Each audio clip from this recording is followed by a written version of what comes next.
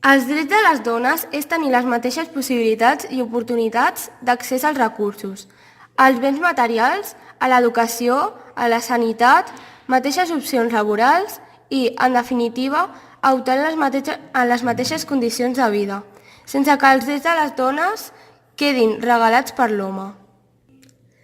La dignitat de la persona exigeix que s'arribi a una situació social més humana i justa. En la dècada de 1970, el moviment feminista va començar a guanyar importància a nivell internacional. Les Nacions Unides van declarar l'any 1975 com a l'any internacional de la dona. El 1976 es va promoure la idea que les dones no eren un simple suport passiu per a l'home, sinó que eren part activa de la societat. La situació de la dona a Àsia és tan complexa com les diferències polítiques i econòmiques dels països que integren aquest gran continent. Mentre en economies desenvolupades com la japonesa o la xinesa, les dones han aconseguit significatius avenços. En el país com l'Afganistan, el pes de les tradicions impedeixen la igualtat entre homes i dones. A l'Índia, en termes generals, la situació de la dona és desavantatjosa respecte a l'home. Aquestes diferències no són tan acusades com en altres estats del nord de l'Índia. Situació de la dona a Europa. Què fa la Unió Europea per la igualtat de gènere? Actualment, les dones guanyen un 16,2% menys que els homes.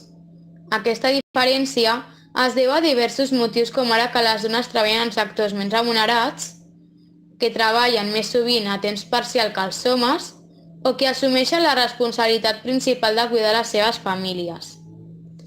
A la Unió Europea, una de cada 3 dones ha patit violència fiscal o sexual des dels 15 anys. En alguns països de la Unió Europea, la violència contra les dones encara està acceptada o fins i tot justificada.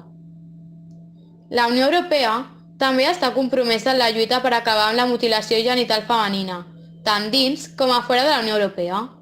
Durant els 2 darrers anys, la Unió Europea ha ajudat a més de 1,5 milions de dones i nenes amb serveis de protecció i assistència relacionats amb aquesta pràctica. Un exemple de drets de les dones és la Malala de la seva biografia.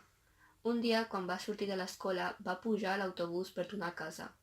Durant el trajecte, 2 homes talibans van atacar l'autobús on anava la Malala i les seves amigues. Aleshores, aquests van preguntar qui era la Malala i la van disparar amb un fusell que li va impactar el crani i el coll. Els talibans justificaven aquest fet com una ideologia de la religió de l'Islam, en la que prohibia a les dones anar a l'escola.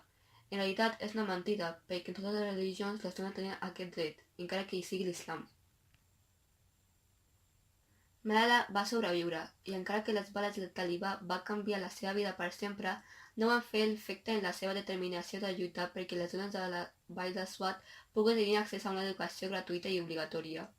Després de rebre el Premi Nobel de la Pau, Malala va crear una fundació que porta el seu nom al Regne Unit, Malala Fund.